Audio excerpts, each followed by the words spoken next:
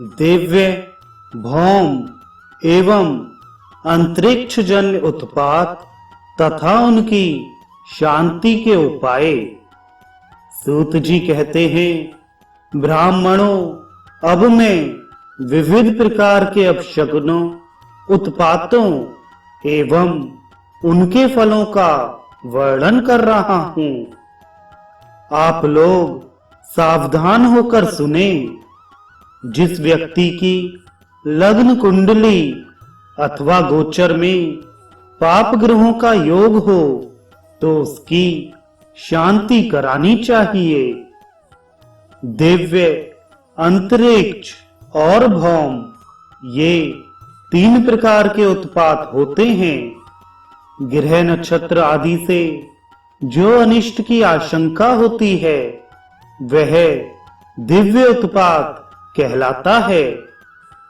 उल्कापात, दिशाओं का दाह अर्थात मंडलों का उदय, सूर्य चंद्र के इर्द गिर्द पड़ने वाले घेरे का दिखाई देना, आकाश में गंधर्व नगर का दर्शन, खंड वृष्टि, अनावृष्टि या अतिवृष्टि आदि अंतरिक्ष जन्य उत्पात हैं।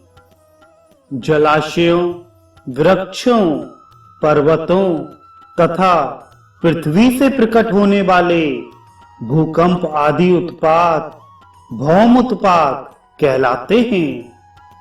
अंतरिक्ष एवं दिव्य उत्पातों का प्रभाव 1 सप्ताह तक रहता है।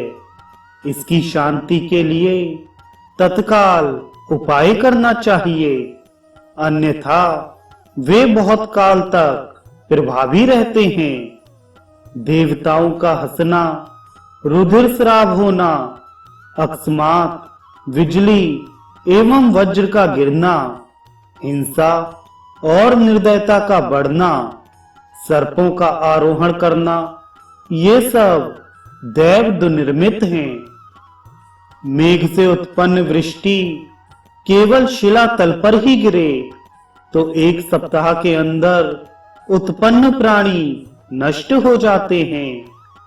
एक राशि पर शनि, मंगल और सूर्य ये पाप ग्रह स्थित हो जाएं और पृथ्वी अकस्मात धुएं से ढकी दिखे तो भारी जनसंहार की संभावना होती है। यदि बृहस्पति अपनी राशि का अतिचार करे और शनि वहां स्थित ना हो तो राज्य नष्ट होने की संभावना रहती है। यदि सूर्य कुछ समय तक ना दिखाई दे और दिशाओं में दाह होने लगे, धूमकेतु दिखाई दे और बार बार भूकंप होता हो तथा राजा के जन्मदिन में इंद्रधनुष दिखाई पड़े तो वह उसके लिए भारी दुर्निमित्त है। भयंकर आंधी तूफान आ जाए, ग्रहों का आपस में युद्ध दिखलाई दे, 3 महीने में ही दूसरा ग्रहण लग जाए अथवा उल्कापात हो, आकाश और भूमि पर मेढक दौड़ने लगे, हल्दी के समान पीली वृष्टि हो, पत्थरों में सिंह और बिल्ली की आकृति दिखलाई पड़े तो राष्ट्र में दुर्भिक्ष और राजा का विनाश होता है। चैत्र में अथवा कुंभ के सूर्य में नदी का वेग अकस्मात बहुत बढ़ जाए तो राष्ट्र में विप्लव होता है। ये सब सूर्यजन्य अद्भुत उत्पात हैं। हवन आदि द्वारा इनकी शांति करानी चाहिए। आकृष्णेन इस सूर्य मंत्र द्वारा हवन कराना चाहिए। धान्य आदि का निस्तार हो जाना, गौओं का निस्तेज हो जाना, कुओं का जल सहसा सूख जाना, ये सब भी सूर्य जनित उत्पात हैं। इनकी शांति के लिए कमल पुष्पों से 1 सहस्त्र आहुतियां देनी चाहिए। विकृत पक्षी, पांडुवर्ण कपोत, श्वेत उल्लू, काला कौआ और कराकुल पक्षी यदि घर में गिरे तो उस घर में महान उत्पात मच जाता है। गले की मालाएं आपस में टकराने लगें, सद्या उत्पन्न बालक को दांत हों, देवताओं की मूर्तियां हंसती हों, मूर्तियों में पसीना दिख पड़े और घड़े में अथवा घर में सर्प और मंडूक का प्रसव हो जाए तो उस घर की गृहिणी 6 मास के अंदर नष्ट हो जाती है। घर पर या वृक्ष पर बिजली कड़कड़ाकर गिरने और आग की ज्वालाएं दिखाई देने पर महान उत्पात होता है। इन सब की शांति के लिए रविवार के दिन भगवान सूर्य की प्रसन्नता हेतु उनकी पूजा करें। तिल एवं पायस की 10,000 आहुतियां प्रदान करें, गोदान करें और ब्राह्मणों को दक्षिणा दें। इससे शीघ्र शांति होती है।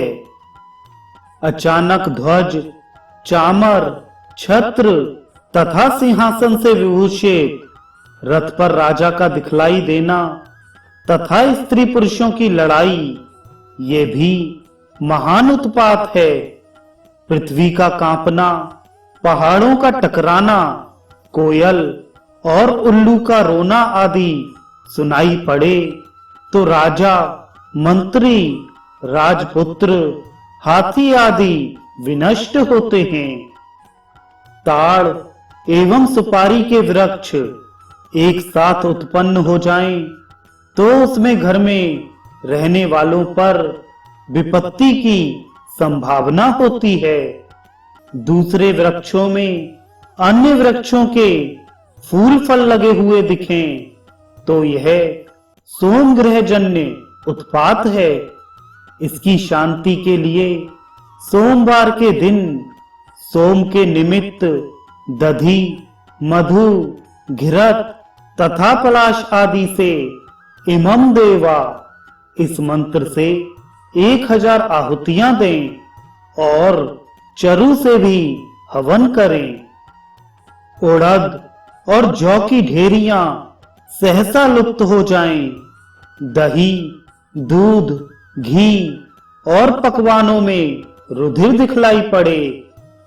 एकाएक घर में आग जैसा लगना दिखाई दे, बिना बादल के ही बिजली चमकने लगे, घर के सभी पशु तथा मनुष्य रोगुण से दिखाई पड़े तो मंगल ग्रह से उत्पन्न उत्पात समझने चाहिए।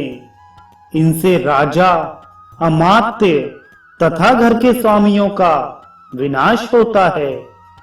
ऐसे भयंकर उपद्रवों को देखकर मंगल की शांति के लिए दही, मधु, घी से युक्त खैर और गूलर की समिधा से अग्निर्मूर्धा इस मंत्र से 10,000 आहुतियां देनी चाहिए।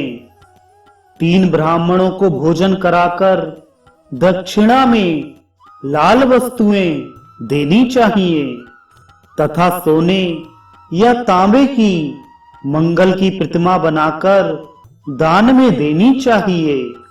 इससे शांति होती है।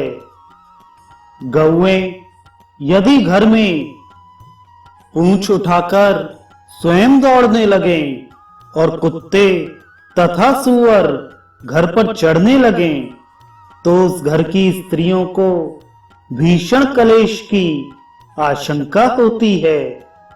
गृह स्वामी का पूर्णतः मिथ्यावादी होना तथा राजा का वाद विवाद में फंसना, घर में गौओं का चिल्लाना, पृथ्वी का हिलना, घर में मेढक तथा सांप का जन्म लेना, ये सभी उत्पात बुध ग्रह जन्य हैं। इसमें राज्य तथा घर के नष्ट होने की संभावना होती है। इन उत्पातों की शांति के लिए बुधवार के दिन बुध ग्रह के उद्देश्य से दही, मधु, घी तथा अपामार्ग की समिधा एवं चरु से उद्बुध्यस्वा इस मंत्र से 10,000 आहुतियां देनी चाहिए। बुद्ध की स्वर्ण की प्रतिमा तथा पयस्सनी गाय ब्राह्मण को दान में देनी चाहिए। पशुओं का असमय में समागम और उनसे यमल संततियों की उत्पत्ति, जौ, व्रीहि आदि का सहसा लुप्त हो जाना, गृह स्तंभ का सहसा टूटना, आंगन में बिल्ली तथा मेढक का नखों से जमीन कुरेदना और इनका घर पर चढ़ना, ये सभी दोष जहां दिखाई दें वहां 6 महीने के भीतर ही घर का विनाश होता है। कोई प्राणी मर जाता है या कुटुंब में कलह होता है तथा अनेक व्याधियां उत्पन्न होती हैं। बिल्व वृक्ष पर गृध्द और गृधी का एक साथ दिखलाई देना राजा के लिए विभ्रम कारक तथा प्रासाद के लिए हानिकारक होता है। इस दोष से अमात्य वर्ग राजा के विपरीत हो जाता है। ये सभी बृहस्पति जनित दोष हैं। इनकी शांति के लिए बृहस्पति के निमित्त शांति होम करना चाहिए तथा पयस्सनी गाय एवं स्वर्ण की बृहस्पति की प्रतिमा का दान करना चाहिए। राक्षस द्वारा घड़े का जल पीने का आभास होना, सिंह, शर्करा, तेल, चांदी, तांडव नृत्य, उड़द भात, धान्य आदि का आभास होना, घर में तांबा, कांसा, लोहा, सीसा तथा पीतल आदि का रखा दिखाई देने का आभास होना, ऐसे उत्पात पर धन के नाश होने की संभावना रहती है और अनेक व्याधियां होती हैं। राजा भयंकर उपद्रव तथा बंधन में पड़ जाता है। गौ, अश्व तथा सेवकों का विनाश होता है। दंत पंक्ति को छोड़कर दांतों के ऊपर दांतों का निकलना, शलाका के समान दांत निकलना, ये भी दोषकारक है। बर्तनों में, घड़ों में यदि बादल के गरजने की आवाज सुनाई दे तो गृह स्वामी पर विपत्ति की संभावना होती है। ये शुक्र ग्रह जनित दोष हैं। इनकी शांति के लिए शुक्रवार के दिन दही, मधु, घृत युक्त शमी पत्र से हवन करें तथा 2 सफेद वस्त्र, पयस्सनी, श्वेत गौ और स्वर्ण की शुक्र की प्रतिमा का दान करना चाहिए। मंदिर की जमीन यदि रक्त वर्ण की अथवा पुष्पित दिखलाई दे तो वहां भी उत्पात की संभावना होती है। आकाश में जलती हुई आग दिखाई दे तो स्त्री पुरुषों की हानि और राष्ट्र में विप्लव की संभावना होती है। सभी औषधियां और सस्य रस विहीन हो जाएं, हाथी, घोड़े मतवाले होकर हिंसक हो जाएं, राजा के लिए नगर तथा गांव में सभी शत्रु हो जाएं, गौ, महिष आदि पशु अनायास उत्पात मचाने लगें, घर के दरवाजे में गोहो और शंखनी प्रवेश करे तो अशुभ समझना चाहिए। इससे राजपीड़ा और धन की हानि होती है। ये सभी उत्पात शनि ग्रह जनित समझने चाहिए। इनकी शांति के लिए विविध सस्यों तथा समिधाओं से शनिवार के दिन शम नो देवी इस मंत्र से 10,000 आहुतियां देनी चाहिए और चरु से भी हवन करना चाहिए। नीली सवत्सा पयस्सनी गाय, 2 वस्त्र, सोना, चांदी, शनि की प्रतिमा आदि दक्षिणा में ब्राह्मण को देनी चाहिए।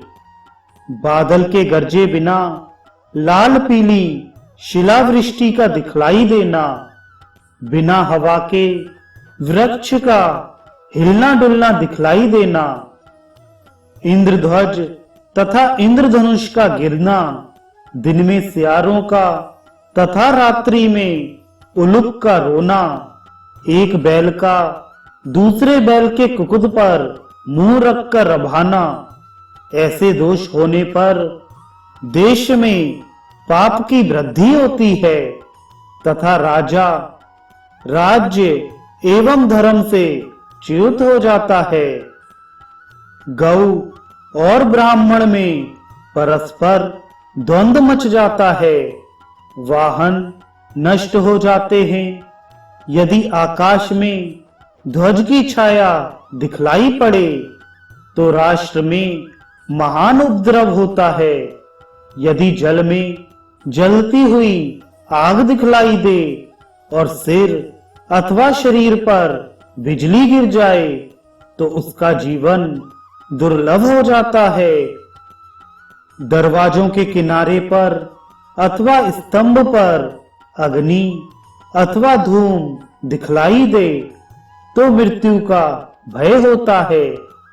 आकाश में वज्राघात, अग्नि ज्वाला के मध्य धुआं, नगर के मध्य किसी अनहोनी घटना का दिखलाई देना, शव ले जाते समय उस शव का उठकर बैठ जाना, स्थापित लिंग का गमन करना, भूकंप, आंधी तूफान, उल्कापात होना, बिना समय वृक्षों में फल फूल लगना, ये सभी उत्पात राहु जन्य हैं। इनकी शांति के लिए दही, मधु, घी, दूध, अक्षत आदि से कया नक्षत्र इस मंत्र द्वारा रविवार के दिन 10,000 आहुतियां राहु के लिए दें। चरु से भी हवन करें। पयस्सुनी कपिला गौ, अतसी, तिल, शंख और युग्म वस्त्र ब्राह्मण को दान दें। वारुण होम भी करें। इससे सारे दोष पाप नष्ट हो जाते हैं। यदि जंबुक, गिरध, कौवे आदि भीषण ध्वनि करते हों तथा भयंकर नृत्य करते हों तो मृत्यु की आशंका होती है। जलती हुई आग के समान धूमकेतु का दिखलाई पड़ना, जमीन का खिसकना मालूम होना, ऐसी स्थिति में राजा पीड़ित होता है, राज्य में अकाल पड़ता है तथा अनेक प्रकार के अनिष्ट होते हैं। इनकी शांति के लिए स्वर्ण छत्र युक्त 7 घोड़ों से युक्त सूर्य मंडप बनाकर ब्राह्मण को दान करें। बिल्व पत्र भी दें। ऐन्द्र मंत्र से हवन करें। यदि अकस्मात शाल, ताल, अक्ष, खदिर, कमल आदि घर के अंदर ही उत्पन्न हो तो ये सभी केतु ग्रह जन्य दोष हैं। इनकी शांति के लिए त्र्यंबकम इस मंत्र से दही, मधु, घृत से 10,000 आहुतियां दें तथा चरु भी प्रदान करें। नीली सवत्सा पयस्सनी गाय, वस्त्र, केतु की प्रतिमा आदि ब्राह्मण को दान करें। दक्षिण दिशा में अपनी छाया अपने पैर के एकदम समीप आ जाए और छाया में 2 या 5 सिर दिखलाई दें, अथवा छिन्न भिन्न रूप में सिर दिखलाई दे, तो देखने वाले की सप्ताह के भीतर ही मृत्यु की आशंका होती है। कौवा, बिल्ली, तोता तथा कपोत का मैथुन दिखलाई दे, तो ये 2 निमित्त राहुजन्य उत्पात हैं। इनकी शांति के लिए शनिवार के दिन शनि के निमित्त 10,000 आहुतियां देनी चाहिए। अर्घ पुष्प से शनि की पूजा करें तथा चरु से 100 बार आहुति दें। वाम और दक्षिण के क्रम से यदि बाहु, पैर तथा आंख में स्पंदन हो तो इससे मृत्यु का भय होता है। यह सोम ग्रह जनित दुनिमित्त है। पुस्तक, यज्ञोपवीत, चरु तथा इंद्रधनुष में आग लग जाए तो यह सूर्यजन्य दुनिमित्त है। इसकी शांति के लिए सूर्य के निमित्त तिरमधु युक्त कनेर के पुष्पों से आहुतियां देनी चाहिए।